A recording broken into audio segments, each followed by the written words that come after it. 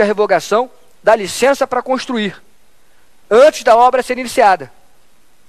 Licença para construir é ato vinculado. Particular preenche requisitos, ele vai obter a licença para construir lá o que ele pretende. Ato vinculado não teve mérito. Poder público editou a licença para construir e se arrependeu depois. Doutrina. Você não pode revogar em regra aquele ato que o ato é vinculado, não é discricionário. Você não pode anular, como a gente vai ver, porque o ato não tem ilegalidade ao que parece. Como é que você vai retirar esse ato do particular se você agora não quer mais aquela licença, poder público não quer mais aquela licença?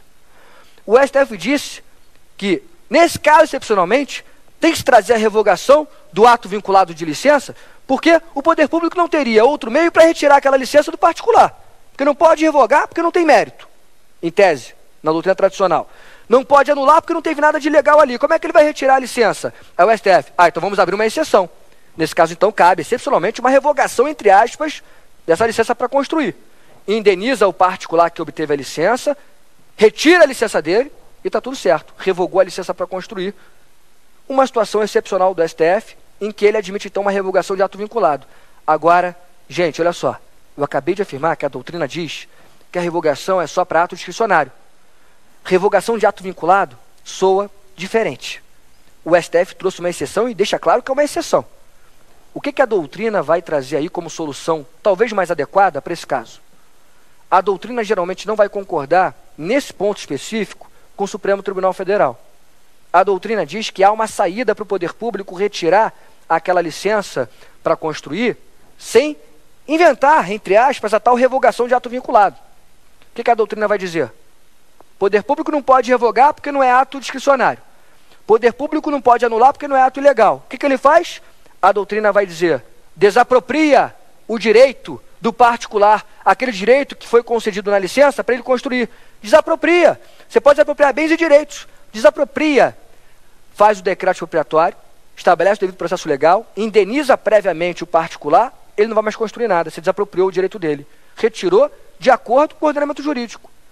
Então, sem trazer a tal revogação de ato vinculado, a doutrina traz a saída talvez mais técnica para esse caso, pelo menos na minha opinião, que é a desapropriação do direito de construir que foi conferido ao particular. Porque o ato é vinculado, né? O ato vinculado não dá para ser revogado, apesar dessa decisão excepcional do STF. Obviamente que, se vocês forem perguntados numa prova de concurso público, com questões fechadas certo ou errado, se pode ou não haver revogação de licença para construir, é a Suprema Corte que está admitindo a revogação da licença, vai colocar que pode haver revogação. Mas a doutrina costuma criticar essa possibilidade e costuma dizer que a saída mais correta seria a desapropriação do direito. A Lúcia Vale de Figueiredo vai dizer isso, José dos Santos Carvalho Filho vai dizer isso, a doutrina de um modo geral. Só para fechar então, eu disse que a autotutela ela vai ser efetivada por meio da revogação e por meio também da anulação. Claro, dentre outras hipóteses possíveis, mas essas duas são as mais tradicionais, citadas na súmula 473 do STF. A anulação. A anulação pressupõe ato ilegal, ato que contraria o ordenamento. Enquanto na revogação o ato era válido, o ato era legítimo em princípio, e agora não é mais conveniente e oportuno, enquanto na revogação você retira do mundo jurídico um ato válido, na anulação você vai retirar do mundo jurídico um ato inválido, um ato ilegal. A administração edita um ato contrariando o ordenamento jurídico. Esse ato é ilegal na origem. Aí a gente sabe, porque a gente já viu nesses encontros, que a administração pública tem que se submeter ao princípio da legalidade. Aí ela vem e edita um ato ilegal. Ela mesmo contraria um princípio que ela deve observar. Na autotutela, súmula 473 do STF, a administração vai anular o seu próprio ato ilegal. E ela tem esse dever, em princípio, de anular esse ato ilegal, porque ela não pode aceitar que o seu ato contraria o princípio da legalidade. Ela tem que respeitar o princípio da legalidade. Então, só para compreender as consequências, lá na revogação, se o ato era válido, o particular não fez nada de errado e o poder público revoga o ato, é claro que aquelas situações que foram consolidadas e que aconteceram até a revogação têm que ser respeitadas. Daí se dizer que na revogação ela vai operar efeitos dali para frente. A revogação não vai, entre aspas, caçar os efeitos que foram consolidados durante a vigência daquele ato. A revogação tem efeitos ex nunc. Ela vale dali para frente. Enquanto a anulação, em regra, tem efeitos retroativos.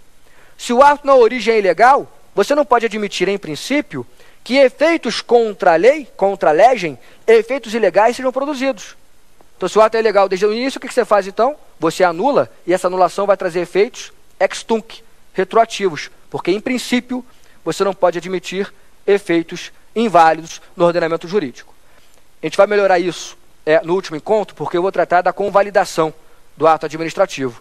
Em algumas situações, um ato ilegal pode surtir alguns efeitos válidos. Na próxima aula, na nossa última aula, nós vamos tratar dos princípios finais, que são os princípios da participação administrativa e o princípio da segurança jurídica. Princípio aí que traz algumas controvérsias interessantes. Obrigado, gente. Até a próxima aula.